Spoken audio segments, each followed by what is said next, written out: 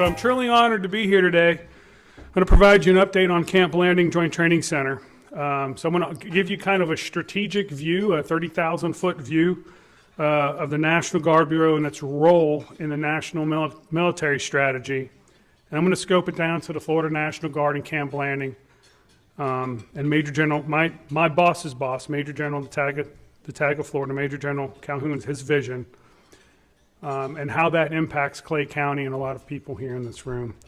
And then I want to provide you some significant accomplishments that Camp Landing has provided that has accomplished, I guess, over the last 2 to 3 years. So, but before I get started on the National Guard's role at the strategic level, I got to give you a brief description of the global landscape and the current threats to the United States. So according to our Joint Chiefs of Staff, our chairman, General Dunford, in an interview in 2017, he identified the threats and he described it as in a 4+1 framework. So what do I mean by 4+1? So there's 4 near-peer competitors, nation states that are out there that are looking to provide us or threaten our way of life. Russia, China, North Korea, and Iran. And what do I mean by near peer? I mean their ability to line up against us and fight basically in decisive action on a contiguous battlefield, a definitive line in the sand with them on one side and us on the other. They attack, we defend, we counterattack and destroy. The +1 threat that I'm talking about, of course, is the asymmetric battlefield and the threats against the terrorist attacks that we've faced over the last 16 years since 2001.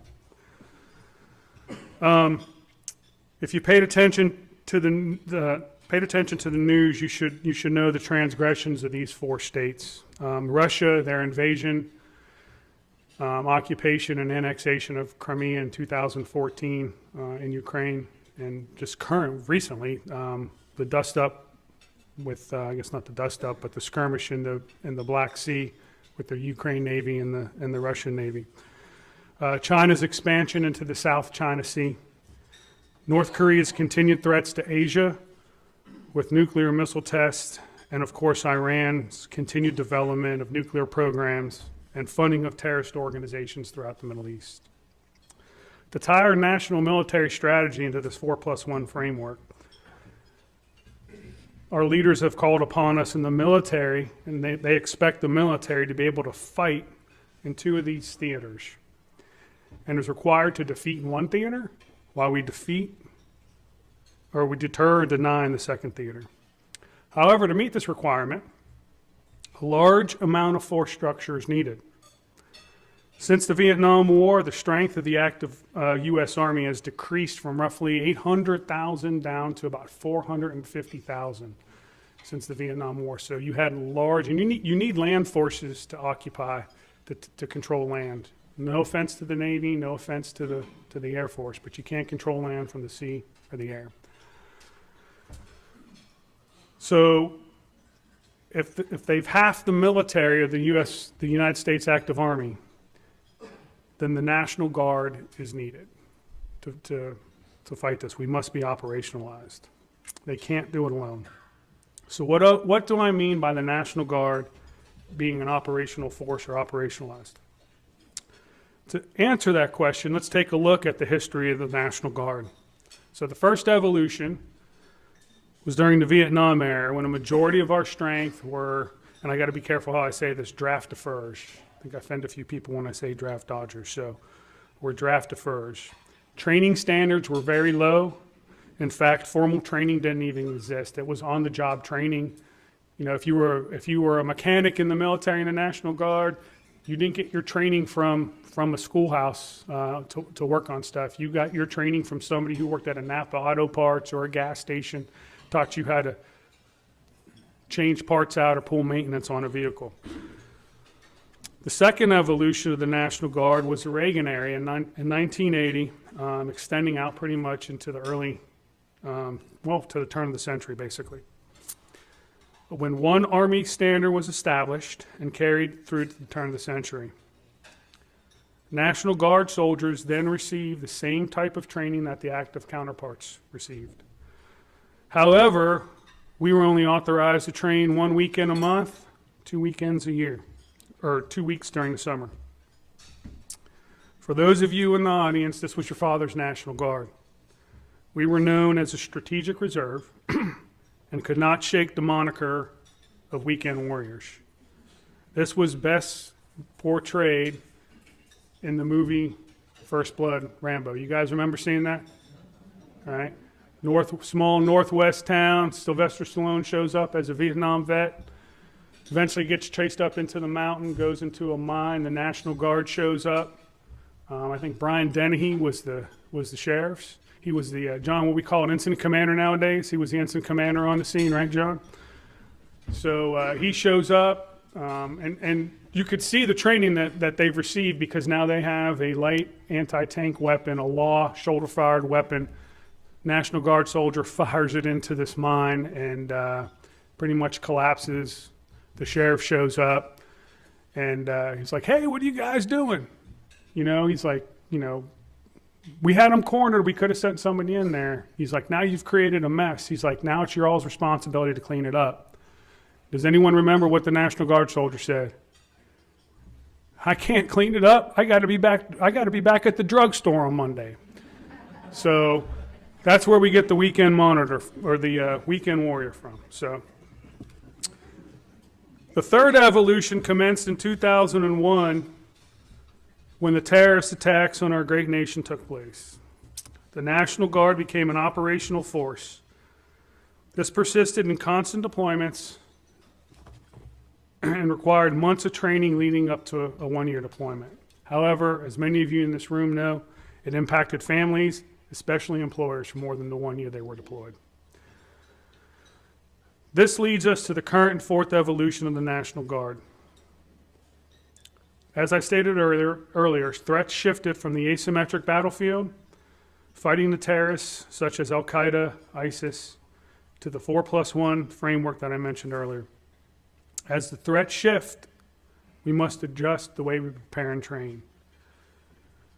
The Army has currently implemented a model that requires units to progress each year through a training model, a 5-year training model. Year 1 is individual, 2 is a squad, which comprises about 9 personnel.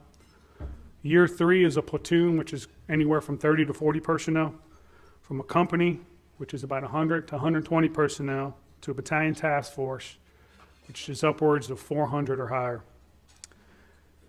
Year 5, this task force has a culminating event and a month-long training exercise in either the desert of California at NTC, National Training Center, or the Bayou of Louisiana, the Joint Readiness Training Center. So why am I telling you all this? Well, the answer is twofold. One, there are benefits to Clay County and a lot of people in this room. Surrounding communities and businesses will be impacted positively. As I stated, the 3rd and 5th year of this training model requires increased training days. This means CBJTC will have more throughput than what we're usually used to having. More soldiers, service members utilizing our facilities, ranges, and training areas. This translates into more services, products purchased from local businesses in the surrounding communities. Specifically, vendors and business owners here in Clay County.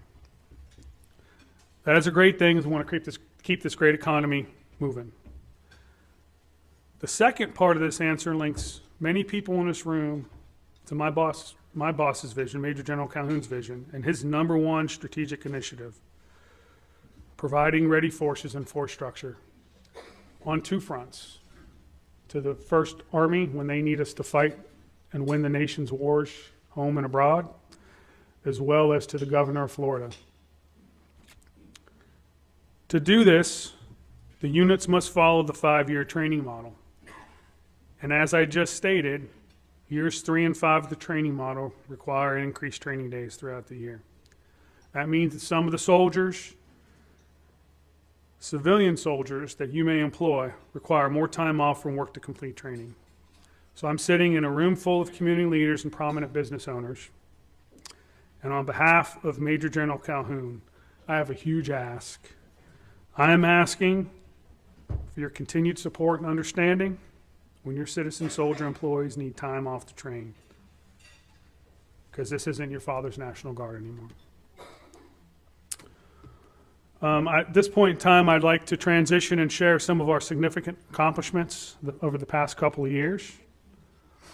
As I mentioned, Mr. Catlett over there, over the past few years, CBJTC has been recognized for its nature conservation and environmental programs.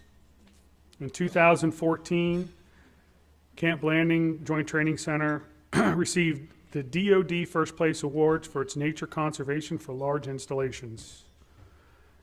This is a DoD-wide recognition, meaning we competed against all United States installations around the world for all branches in the military. It was a great accomplishment. In 2015, we received the Department of the Army First Place Award for Environmental Restoration Project for some of the mined areas on the installation. Many of you know we had DuPont out there, and we currently have Chemours out there. In 2016, we received another award for first place for Nature Conservation Program from the United States Fish and Wildlife Services. And my director of Forestry and Environment Programs and his staff have continued to do a tremendous job out there at Camp Blanding, and I appreciate that. Last year, as many of you were here, my predecessor, I think it was last year, maybe it was the year prior, Colonel Matt Johnson spearheaded a video project, Camp Blanding, Florida's hidden gem from the beginning. It hit the airwaves on WJC-TV in Jacksonville, as well as WUF-TV in Gainesville as well, a PBS affiliate. There were rumors of it going to the History Channel, and I don't know if that ever came to fruition. That's tied into our museum. We've gotten tremendous support. Had a few discussions prior to our meeting today and our executive council meeting about expanding our museum. And Clay County has come to the plate and expressed interest in doing that, and I surely do appreciate that. Where's Josh at? Where you at? All right. Josh has assisted Camp Blanding, and I'm probably giving a conservative estimate here, Josh, so please correct me if I'm wrong. He is single-handedly, probably right in the ballpark of about $5 million in grant funding out of Camp Blanding since I've been here as a deputy, which was 2014. Approximately $2 million from the Department of Economic Opportunity to improve infrastructure on the installation, and $2.5 million, roughly, from the Florida Defense Task Force for the purchase of land for our Army Compatible Use Buffer Program. And what that is to purchase. We don't purchase the land. It's we work with our partners to purchase the land to protect the periphery of our installation from any type of encroachment. And speaking of the Army Compatible Use Program, the money from the grants that we've utilized just in the past 12 months alone from the state grants, Mr. Catlett has gone out and received $15.1 million that we've spent this year, Paul, in the last 12 months. Just absolutely incredible. To purchase lands. Now, we don't purchase it again. As I stated, it's the North Florida Land Trust. Are they here? I was told they were going to be here today. No? The North Florida Land Trust, St. John's River Water Management District, and the Suwannee River Management District. We manage the lands for them. Just incredible amount of money that's pushed into Clay County this past year alone. That $15 million, along with the roughly $900,000 in state grants from the last year or two that we've purchased the land with. That's right around $16 million going into that. So incredible. In July of this year, if you didn't go out to the museum, we hosted Camp Blanding hosted Congressman Yoho and the ambassador from the Republic of Korea. They recognized 20 Korean War vets from the local communities. It was an incredible event to witness, to see what these guys getting recognized for their commitment in the war in 1950. So it was an incredible event. During the past couple of hurricane responses, Matthew, Irma, and especially Michael, most recently Michael, Camp Blanding has acted as a staging base for many of the military forces, utility companies, and state agencies in order to posture, wait out the storm, and then provide a quick response to the affected areas. In addition to the command and control function of the Florida National Guard, utilize Camp Blanding in various facilities for their tactical operations center.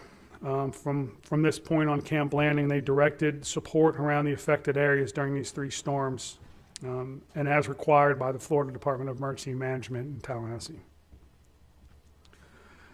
Camp Blanding is also fortunate to have a military schoolhouse on the installation. It graduates approximately 3,000 soldiers a year from various courses, anywhere from 2 to 6 weeks long. It's a $72 million facility that our former TAG, Major General Douglas Burnett, built in conjunction, of course, with our elected federal congressman. He had a saying, he said, if you build it, they will come. Well, this past year, they came. The Department of the Army and Shane McKay, my deputy, helped work on it while he was at the RTI as his previous assignment.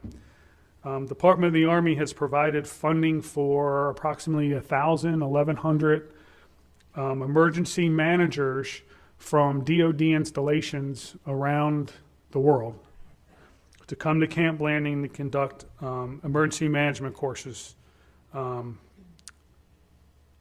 Where's a better place to come learn emergency management than Florida with all the hurricanes and everything else we've responded to over the last 3 or 4 years? So, and we're very fortunate to have Director Fugate. I believe he was the Alachua County emergency manager. You guys know he was the Department of Emergency Management, Director of Emergency Management up in Tallahassee, and then he was the administrator of FEMA. He's moved back home to Alachua County, but he frequents the course and welcomes students in and gives him kind of a one-over as well. So we're very fortunate to have him involved as well. So lastly, last few other comments here. We're currently we're trying to partner with the Keystone Airport, and we're diligently working with them to get a footprint out at Camp Blanding, be it an aviation tower out there, maybe an armory in the future.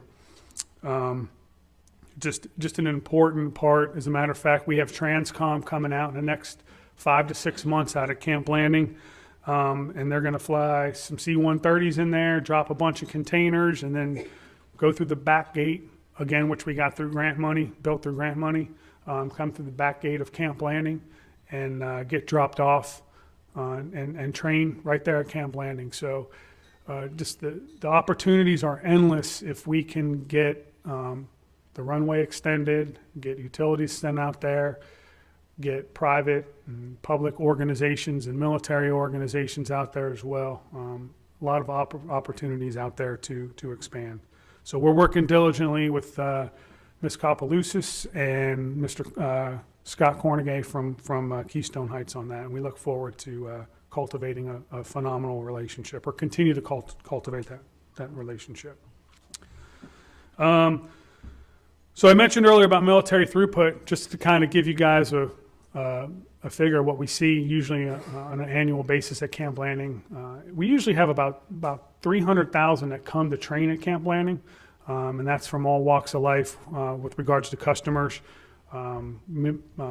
Mentioned earlier, joint, interagency, intergovernmental, and multinational. So we have law enforcement agencies, we have units that come out, joint active duty, reserve.